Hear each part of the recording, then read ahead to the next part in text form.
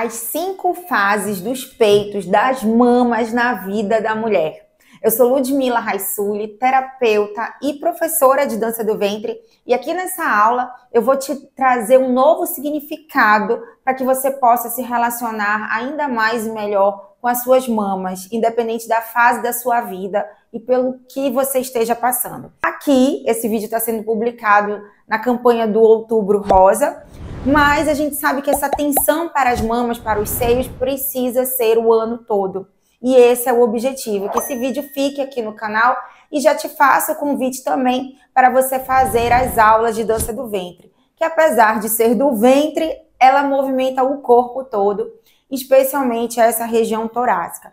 E como professora de dança e terapeuta, neste vídeo eu vou explicar para você as 5 fases da mama, da sua mama, ao longo da sua trajetória de vida, para que você possa buscar esse autoconhecimento de forma profunda e possa refletir o que significa o seu peito para você em cada fase da sua vida e possa se relacionar realmente de uma forma compassiva, amorosa, delicada, amando todo o seu corpo, especialmente essa parte que é tão feminina. Então vamos lá.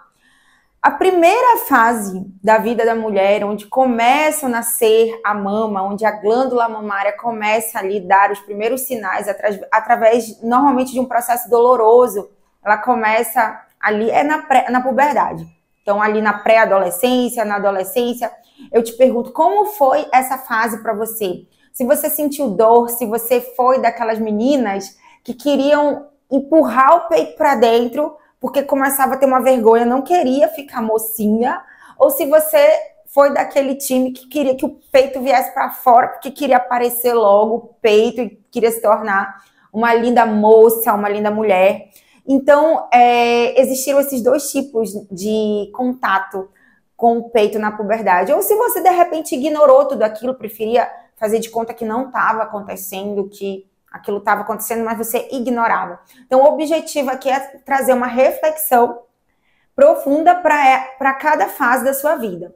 Então, a primeira fase é essa puberdade, essa pré-adolescência, a menarca, a primeira menstruação, que junto com as questões do baixo ventre, como cólica, TPM, o próprio sangramento, como foi todo esse período para você, se você teve suporte, foi orientada, ou se de repente foi um grande susto e você ficava com muita vergonha de se tornar uma mulher.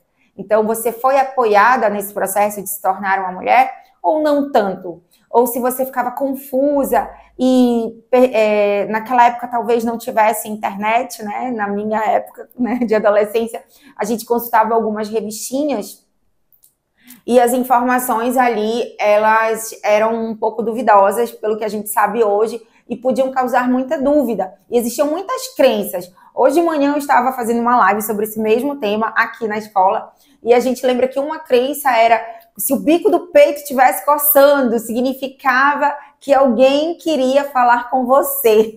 Então conta aqui para mim se de repente tinha alguma crença relacionada aos seus peitos, às mamas, que se você era do time que colocava um sutiã, que colocava um bojo, né, almofadinha, para parecer maior, ou se de repente você queria realmente esconder aquilo e não queria nem ser mulher, tinha a sensação de que não queria nem ser mulher, que preferia ter nascido homem, que homem não menstruava, homem não tinha peito, não precisava usar sutiã. Como foi essa relação sua com os seus primeiros sutiãs? Se você gostava de usar, se era um momento prazeroso, se você fazia massagem, se você arranhava. E outra crença, que pode ser verdade ou não estou aqui para falar da crença, mas que quem arranhava o peito tinha estrias no peito e de repente você foi aquela que arranhou ou sentia vontade de arranhar, mas não arranhava porque tinha medo de ter estrias no peito. Então, que tipo de relação você tinha com as suas mamas nessa primeira fase de formação do peito, da mama de uma mulher? A segunda fase começa após essa mama já estar formada, no contexto da atividade sexual, quando você começa a se relacionar sexualmente com as suas mamas. Esse primeiro movimento, esse segundo movimento, ele te trouxe a sensação de prazer ou de vergonha, de agonia, de ai, não sei, não pega, não quero, isso não, isso sim. Então, o objetivo aqui não é julgar o que é certo, o que é errado, é que você possa investigar a partir do seu corpo como se deu essa relação com as suas mamas, com os seus peitos. Porque a gente fala muito de cabelo, né? Hoje eu estava, inclusive, me arrumando e falando. A gente fala de cabelo, fala de maquiagem, a gente fala de tudo aquilo que é externo, daquilo que está para fora. Mas muitas das vezes a gente não sabe ter conversas a respeito daquilo que acontece dentro da gente e com o nosso corpo, fora do contexto da sexualidade, né? Então, quando a gente fala de intimidade é porque a gente quer melhorar, descobrir alguma coisa, melhorar a performance, descobrir alguma coisa, mas sempre tem muita vergonha, muita timidez e às vezes não tem um espaço seguro de fala nesse lugar. Então, essa segunda fase é para que você possa refletir como foi esse despertar da sua sexualidade, onde a sua mama, os seus peitos estavam. O seu peito participava desse contexto, era prazeroso, era agradável, era alegre. As mamas, como zona erógena, a gente sabe que existe uma reação nesse lugar quando a mulher se sente atraída, se sente desejada ou está predisposta à atividade sexual. Então, normalmente existe uma contração, é como se fossem duas antenas, né? Então, o bico do peito ali reage. A mulher adulta, a mulher sabe que isso é algo natural que acontece com a mulher, assim como a lubrificação também nessa faixa etária. Então, essa é a segunda fase que eu quero que você investigue e comece a refletir como foi esse momento para você. Se foi prazeroso, se é prazeroso, se foi, ou se também houve vergonha, agonia ou algum tipo de desconforto. A terceira fase, ela é marcada pela biologia, pura e simplesmente. A biologia deu para a mulher um par de mamas para que, biologicamente falando, do ponto de vista apenas funcional, ela possa amamentar um bebê. Então, aqui o objetivo não é trazer a necessidade ou assim, falar apenas com mulheres que são mães e que amamentaram, mas que você possa refletir.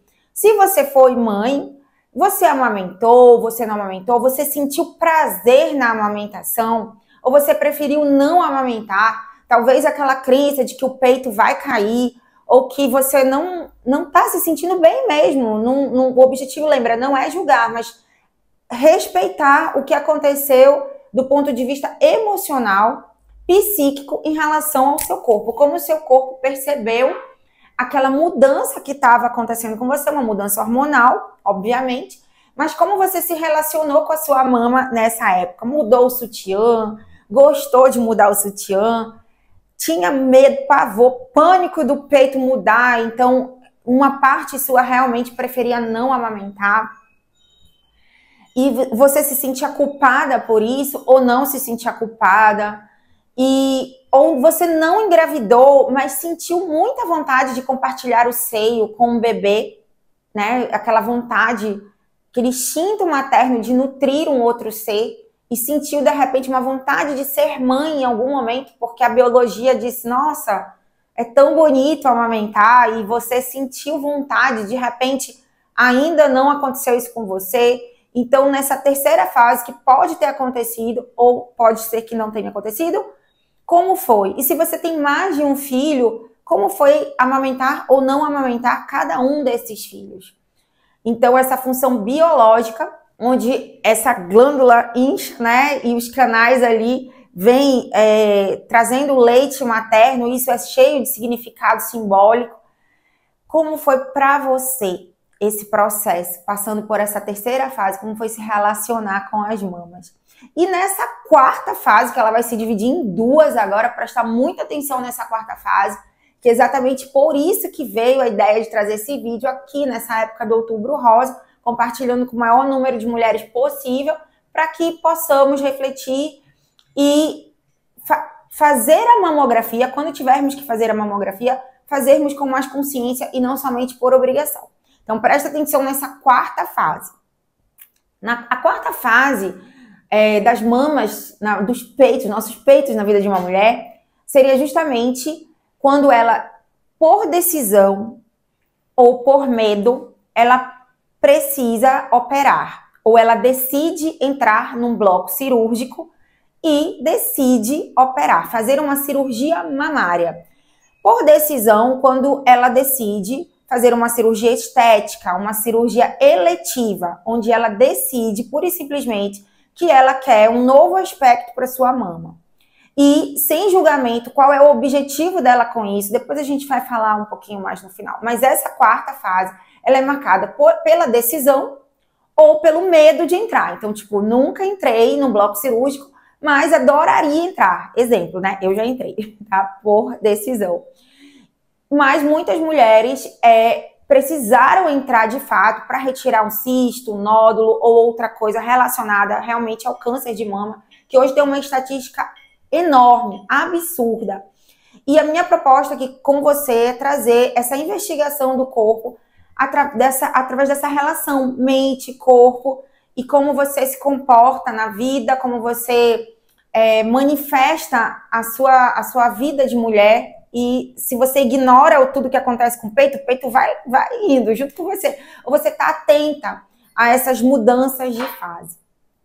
Então, às vezes, hoje de manhã, falando da conversa, da live, eu perguntei para a pessoa que estava me maquiando se você queria entrar no bloco cirúrgico. Ela disse, eu queria. E a gente sabe que é um desejo de muitas mulheres, inclusive as que precisaram fazer mastectomia, elas desejam fazer uma cirurgia reconstrutora da mama, e é um lugar onde a mulher ela tem autoestima, e a autoestima dela pode ser muito abalada quando ela precisa retirar. Então, o objetivo aqui, como eu falei, é trazer uma reflexão, e eu vou te dar, ao final dessa live, mais um suporte para que, de repente, você que está assistindo, que é uma mulher que precisou retirar, possa voltar a se relacionar com essa parte do seu corpo de uma forma compassiva e amorosa. Eu desejo sim que você possa entrar no bloco cirúrgico por decisão e que você fique com a mama muito bonita mesmo. E então temos esses dois lados, né? A mulher que vai entrar na sala de cirurgia para ficar mais bonita e a mulher que vai entrar na sala de cirurgia para buscar a sua saúde, para cumprir uma etapa do processo onde ela está se recuperando de um diagnóstico. E lembrando para essa mulher que essa é uma etapa, que existe depois a outra fase, onde você também pode fazer uma outra cirurgia e de repente ficar muito mais bonita e contar uma história, contar a história daquilo que te aconteceu com um final bem feliz sobre esse assunto. E aí, gente, vem a quinta fase, né, dos seios na vida da mulher. Que talvez a maioria das mulheres que assistam esse vídeo, talvez ainda não tenham passado, ainda não estejam nessa quinta fase. Eu mesma ainda não estou, posso falar até a quarta. Mas a quinta fase é justamente a fase que, de repente, vem acompanhada do climatério, da menopausa, onde a mulher, ela realmente vai perdendo a gordura mamária e vai ficando aquela flacidez, aquela pele flácida, caída, que talvez ainda não seja o seu caso, mas a gente consegue se lembrar das mulheres mais velhas, das mulheres idosas que a gente conhece, que tiveram essa mama caída. E aí eu te pergunto, como é olhar para uma mulher idosa e perceber essa mama que conta toda uma história de vida, ou que às vezes não conta, que muitas mulheres escondem e entram num processo de negação e muitas vezes não querem fazer os exames, nem mesmo os toques, porque tem aquela crença de quem procura acha. Então eu não quero achar nada, quero continuar minha vida, vivendo em paz, feliz e tal.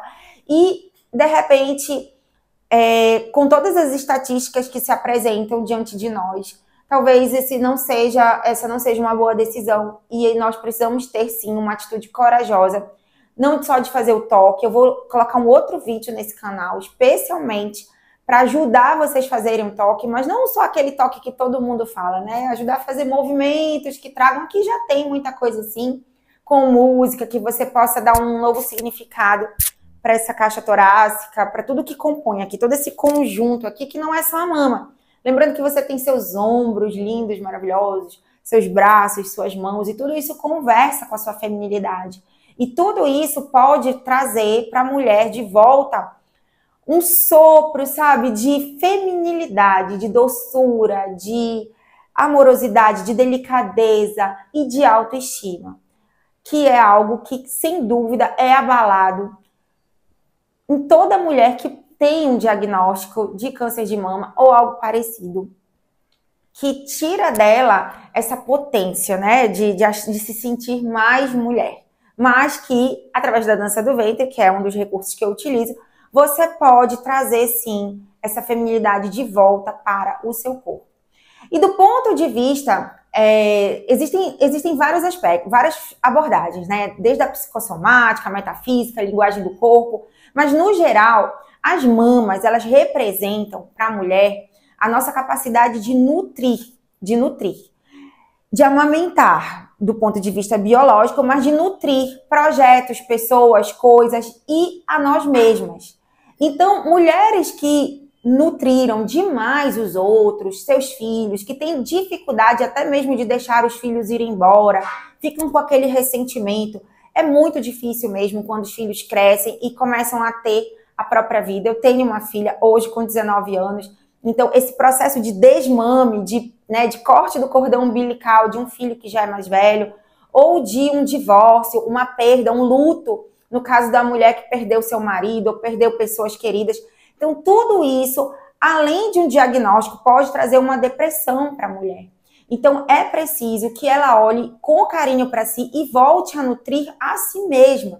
Tem mulheres que nunca se dedicaram a nutrir a si mesmas. Nutriram maravilhosamente bem seus filhos, seus sobrinhos, seus projetos, seu trabalho, seus pais, nutriram seus maridos, mas não nutriram de forma suficiente a si mesmas.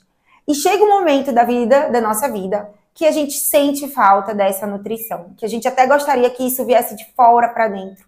E é esse momento, você mulher que está me assistindo, que de repente ia ser um chamado para você começar a nutrir a si mesma, como se apoiando, se valorizando, se cuidando, nos mínimos detalhes e se prevenindo também.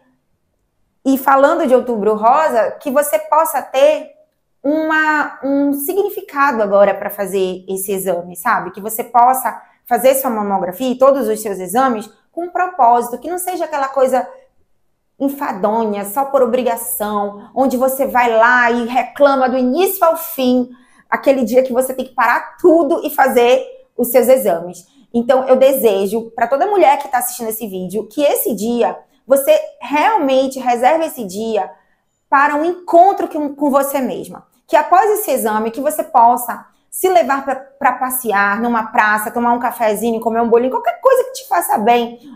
Uma visita com uma amiga, um cinema, absolutamente qualquer coisa que te faça bem, que possa te nutrir, onde você possa nutrir a si mesma. E faça do seu exame anual um momento de encontro com você, onde você vai refletir sobre esse histórico de vida e como você tem se relacionado com os seus peitos ao longo da sua jornada. Claro que a gente sabe que as questões hormonais influenciam demais a vida de uma mulher, que nem tudo é comportamental, que nem tudo é simplesmente o desejo dela, que às vezes ela está numa fase, mas os hormônios ali, eles levam ela, né, para lugares que nem ela sabe o que está acontecendo. Então, é muito importante a gente investigar o que acontece dentro do nosso corpo, para além das questões que a gente acha, né, que estão acontecendo. Mas dentro do simbólico, dentro daquilo que, como eu disse, é a linguagem do corpo, as nossas mamas representam a nossa capacidade de nutrir. Eu vou deixar aqui uma afirmação para você falar agora, conversar com os seus peitos, né, com os seus seios. Ela diz assim: eu amo os meus seios. Meus seios possuem a forma e o tamanho perfeitos para o meu corpo. Eles são saudáveis e sempre serão saudáveis. Sempre cultivo e cuido de mim antes de cuidar dos outros. Escolho pensamentos que me nutrem de todas as formas. Eu amo e aprecio meus belos seios. Então, independentemente dos seios que você tem agora, mesmo que você venha a reconstruir a sua mama, ou que você faça o explante, como é o caso de muitas mulheres que já estão abrindo mão das próteses que utilizam, são muitos tipos de relações que você tem com a sua mama.